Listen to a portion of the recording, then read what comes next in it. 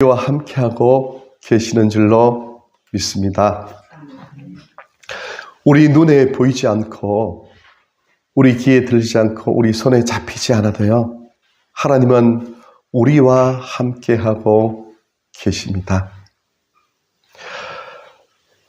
지금 이 공간에 산소가 가득합니다.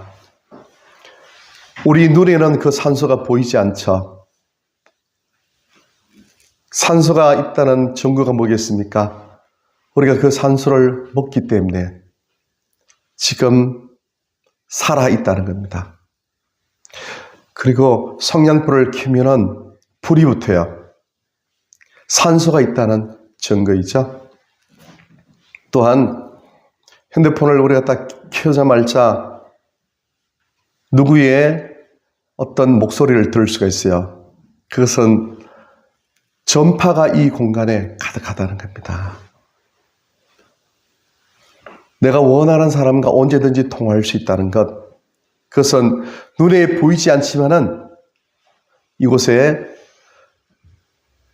사람의 목소리를 담고 있는 전파, 그것이 가득하다는 겁니다. 그런데 문제는 우리 육신의 눈으로는 보이지 않잖아요.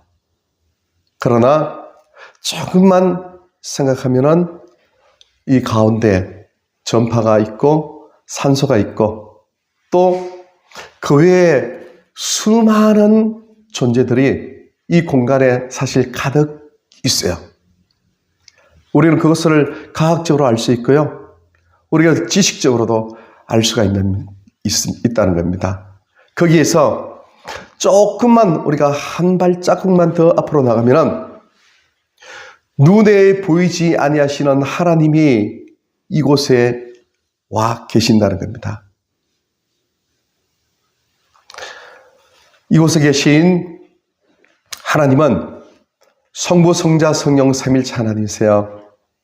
그 하나님은 우리가 하나님 앞에서 예배 드리는 것을 가장 기뻐하세요. 예배 드리는 것은 하나님의 얼굴을 배우는 것이고, 자식이 부모님께 인사드리는 것, 일주일 동안 물론 하나님은 우리를 늘 지키고 계시고 우리는 하나님 품 안에 살다가 그렇게 이 자리에 왔지만, 그러나 공식적으로 또 하나님 앞에 나와서 인사드리는 것, 하나님께서 정말 기뻐하시는 겁니다. 그것이 곧 예배라는 것이죠. 그래서 예배를 드릴 때 하나님께서 기뻐하시고, 그 예배를 통해서 하나님은 우리의 필요가 무엇인지를 직접 눈으로 보고 계신다는 거래요. 물론 일주일 동안 어느 곳에 있든지 하나님은 전지전능하시기 때문에 우리의 필요한 부분들을 다 보고 계시고 알고 계세요. 그러나 하나님께서는 이렇게 주일날 예배 처소에 나와서 하나님께 예배 드리시는 이런 사람들의 그 마음을 가장 기쁘시게 헌장하시고 받으신다고 말씀하셨어요. 그래서 우리가 오늘 주일, 예수님이 부활하신 그날 기념하여서 드리는 이 주일날 우리의 몸이 이곳에 와서 예배 드리는 이 모습을 살아있는 예배, 산제사, 이렇게 하나님께서는 우리의 예배를 기쁘게 받으신다는 것입니다. 이 사실이 믿음이 있어야만 이 사실을 알게 되는 거죠. 믿음이 없으면 이 사실이 믿겨지지가 않는다는 겁니다. 믿음. 우리 시우리도 할머니가 정말 우리 시우리를 사랑하는 그 마음이 가득가득 넘쳐요. 그런데 우리 시우리가 할머니께서 그렇게 나를 사랑하신다는 그런 마음, 그 마음을 보기 위해서는 시우리가 할머니를 정말로 신뢰하는 그런 마음을 가져야 되는 거래요. 그 마음을 믿음이다. 그렇게 얘기를 하는 겁니다. 하나님께서는 그렇게 우리의 믿음을 기뻐하시는 겁니다. 그래서 히브리서 11장 6절에 하나님께 나아가는 자는 그가 계신 것과, 즉 하나님이 계신 것과, 그가, 즉 하나님께서 자기를 찾는 자에게 상 주시는 이심을 믿어야 한다. 이렇게 말씀을 하고 있다는 겁니다. 오늘 성경 본문에는 이렇게 기록되어 있어요. 사도 바울이라는 이 사람이 복음을 쭉 증거해 있습니다. 그러다가 하나님 말씀을 증거하고 이것저것 다니면서 예수님 믿게 하는 그런 일을 이제 행하다가 나중에는 로마 황제 앞에까지 가는 그 과정 속에서 베스도라는 유대 총독 앞에 서게 되었어요. 이 베스도는 당시에 유대 총독은 로마에서 보낸 파송한 총독이기 때문에 막강한 권력을 가지고 있는 그런 존재입니다. 그 중에 베스도라는 이 총독이 유다 총독으로 그렇게 왔습니다.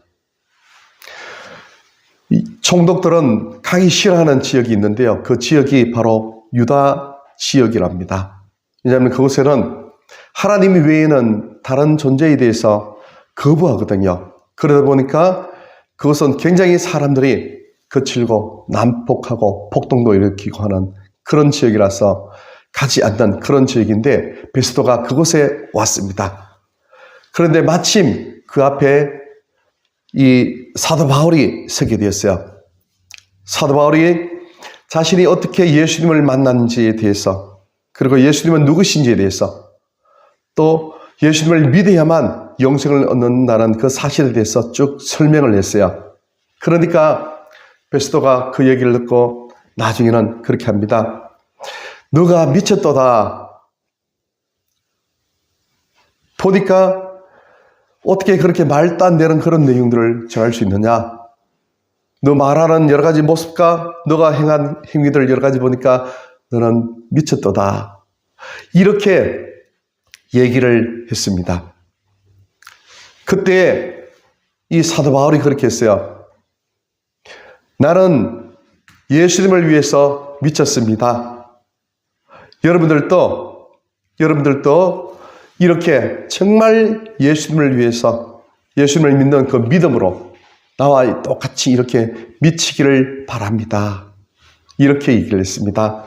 즉 사도 바울은요, 자기가 예수님 때문에 미쳤다는 겁니다. 참 이상하죠? 사람이 미쳤다 이런 소리를 들으면 기분이 좋아요, 나빠요? 나빠잖아요. 누구누구 미쳤다 이러면요. 그런데 이 사도 바울은요, 미쳤다 하는 그 얘기를 굉장히 기쁘게 즐겁게 받아들였어요. 무엇을 위해서 미쳤어요? 예수님 때문에 미쳤다. 예수님을 위해서 미쳤다. 그런 얘기를 들은 이 사도 바울은요, 굉장히 마음속에 기쁨을 가졌다는 것이죠.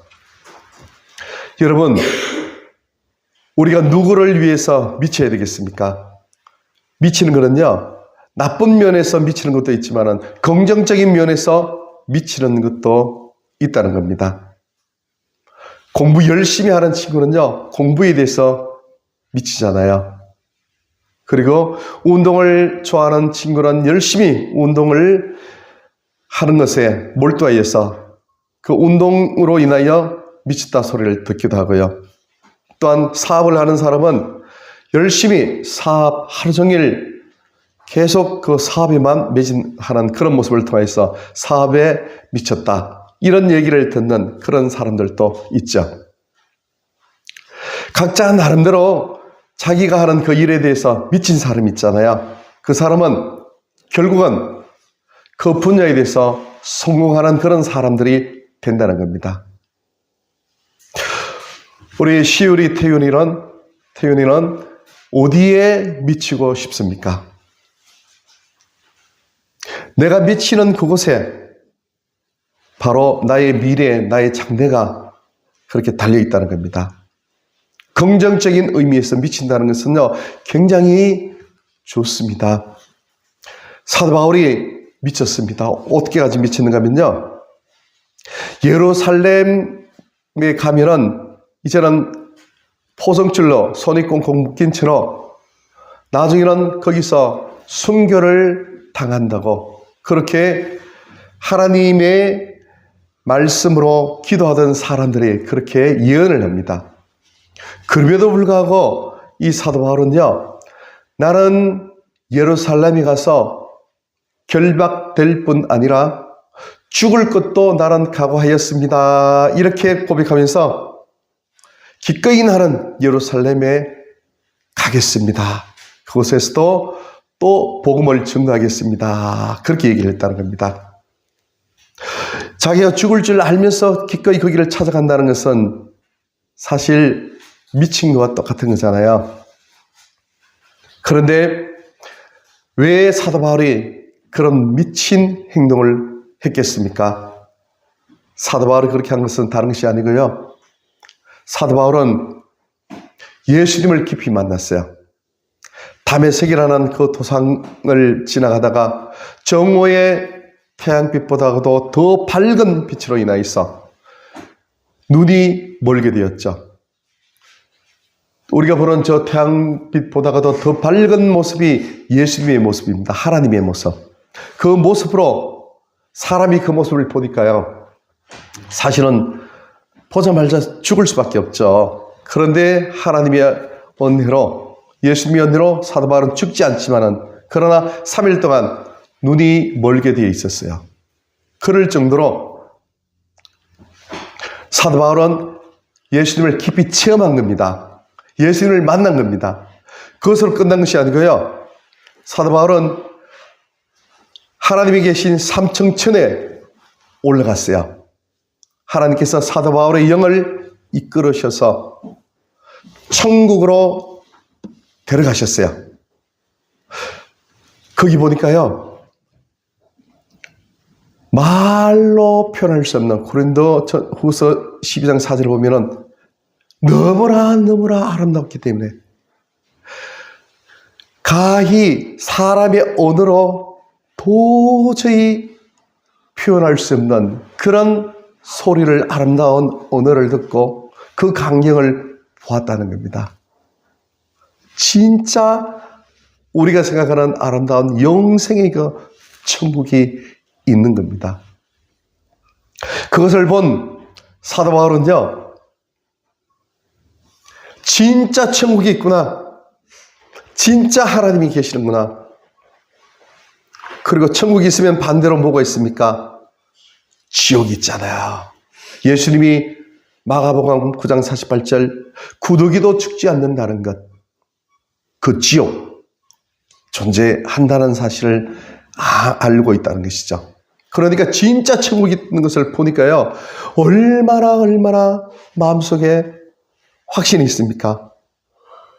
직접 내가 천국을 봤으니까요, 하나님을 배웠으니까 천국에서 올려나오는 그 아름다운 말로, 이 세상의 말로 도저히 단 한 글자도 표현할 수 없는 그런 천국의 멜로디, 언어, 소리를 들은 이 사도 바울은요, 직접 자기가 봤으니까요.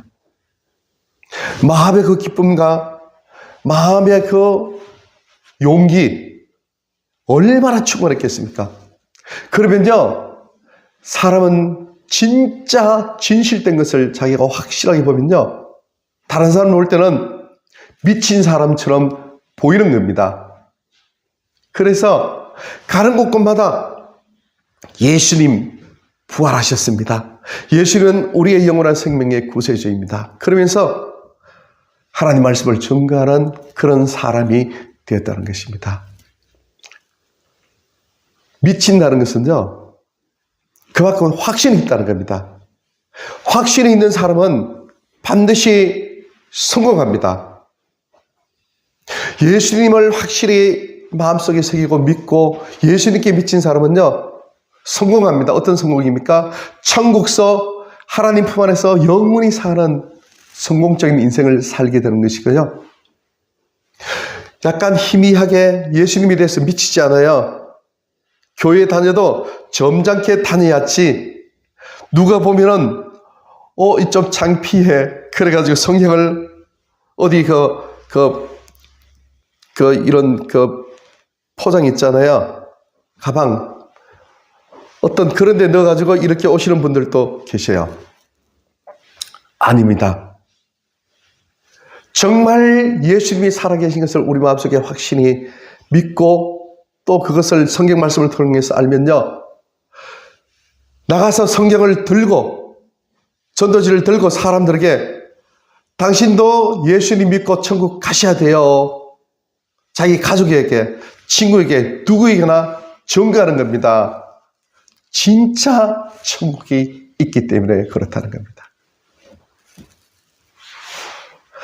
확신이 있잖아요. 그래서 진짜 예수님을 믿는 사람은요, 예수님께 미치게 되어 있다는 겁니다. 정말 우리가 어릴 때 어떤 선물을 부모님께 선물을 받으면 너무 좋잖아요. 다른 건 안 보이고 그것만 보이잖아요. 장난감 자동차라든지 아니면 자전거라든지 야구 클러버라든지 뭐가 있으면요. 너무 좋아서 그것이 일주일 동안 아니면 이틀 동안 아니면 한 달 동안 기쁨이 갈 수 있잖아요.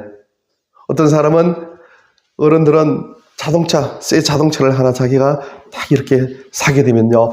너무 기뻐가지고 결혼을 하면요. 신랑 신부가 또 신혼 때 좋아가지고 서로 그냥 그 남편은 아내는 남편만 생각하는 겁니다. 예수님께 미치면요. 예수님만 생각나는 겁니다. 예수님께 미친 사람이 또 한 사람이 있었어요. 그 사람이 누구 있는가 하면은, 물론 그 예수님께 미친 그 모습을 하나님께 미친 모습으로 그렇게 동일하게 생각했던 그 사람이 모세였습니다. 모세가 히브리서 11장 24절부터 보면요. 그는 바로의 공주의 아들이라 칭함을 거절하고 도리어 하나님의 백성과 함께 고난받기를 즐거워하여 그리스도를 위하여 받는 능력 수모를, 예수님을 위해서 받는 그 능력 수모를요, 애굽에 있는 모든 보화보다도 더 큰 재물로 여겼다. 그렇게 기록되어 있어요.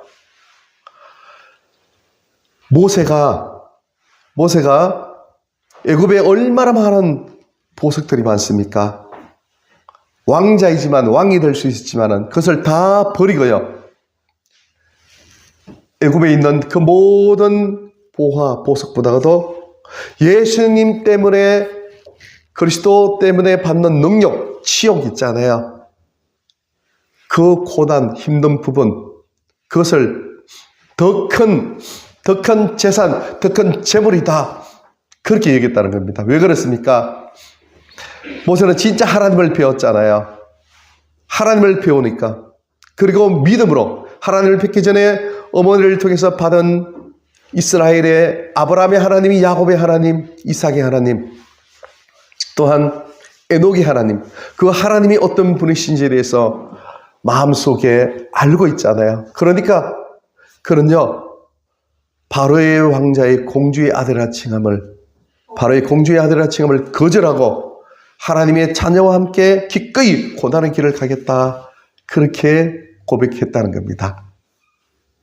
우리가 오늘 이 말씀을 통해서 우리 마음속에 다시 한번 꼭 가져야 될 그 생각은요, 바로 우리가 이 세상을 살아가는데요, 사람들은 시간이 지나면 20년, 30년 전에 그때 시간들을 그리워하고 후회를 한다는 겁니다. 통계조사에 의하면요, 70%의 사람들이 다시 옛날로 돌아간다면 제일 하고 싶은 것이 무엇입니까? 이러니까요, 70%의 사람들이 공부를 열심히 하고 싶어요. 누구나 다 그렇게 얘기를 했다는 겁니다. 공부를 열심히 해서 다른 모습으로 한번 살아보고 싶어요. 학창 시절로 다시 돌아가면 뭐가 가장 하고 싶습니까? 하니까 한 2.5%만이 시큰 놀고 싶어요. 그렇게 얘기했다는 겁니다. 우리가 이 세상을 살아가면서요, 후회할 일이 사람들은 누구나 있습니다. 그런데 이 세상을 다 지나고 난 후에 후회하지 말아야 될 그 내용이 있는데요. 뭐냐면은 이런저런 후회할 내용들이 있겠지만 그 중에서 딱 하나 후회하지 말아야 될 것은요. 나는 예수님을 위해서는 내가 최선을 다해서 살았습니다. 성경에 예수님께서 요한계시록 2장 10절에 내가 죽도록 충성하라 그러면 생명의 면류관을 내게 주리라 말씀하셨어요. 죽을 정도로 충성을 하라 말씀하셨습니다. 누구 앞에요? 하나님 앞에서. 우리가 이 세상에서 노력한 모든 것은요, 다 먼지로 돌아가지만은 예수님을 위해서 우리가 일한 그 내용은요, 결코 없이 아니하고 영원토록 하나님 나라에 남아있게 된다고 그렇게 말씀하셨습니다. 우리가 이 땅을 살아가는 모든 시간 동안 살아도 예수님을 위해서, 죽어도 예수님을 위해서 사는 그 삶이 바로 사명감이라는 그런 단어로 우리 마음속에 새겨져야 된다는 겁니다. 무엇을 위해서 살겠습니까? 무엇을 위해서 우리가 열심히 공부하고, 무엇을 위해서 돈을 벌고, 무엇을 위해서 열심히 가족을 부양하고 그렇게 살아가겠습니까? 그것은 결국은 사나 죽으나 우리는 주의 것이다. 사도 바울이 고백했던 것처럼 그것만이 영원한 하나님 품 천국 진짜 있는 삼정천, 그곳에서 영원히 변치 않는 진실, 참된 진실, 그것이기 때문에 그렇다는 겁니다. 우리가 이 세상 살다가요, 시간이 지나서 눈을 딱 감는 순간 이 세상에 우리의 삶은 사실은 꿈이고요, 우리가 지금 잠자고 있는 겁니다. 반대로 생각하면 꿈이고, 우리가 이 세상에 육신의 눈을 딱 감는 순간 그때 진짜 우리는 참된 세상, 영생의 세상으로 이 세상의 꿈을 딱 깨고 진짜 세상으로 우리가 들어가게 된다는 겁니다.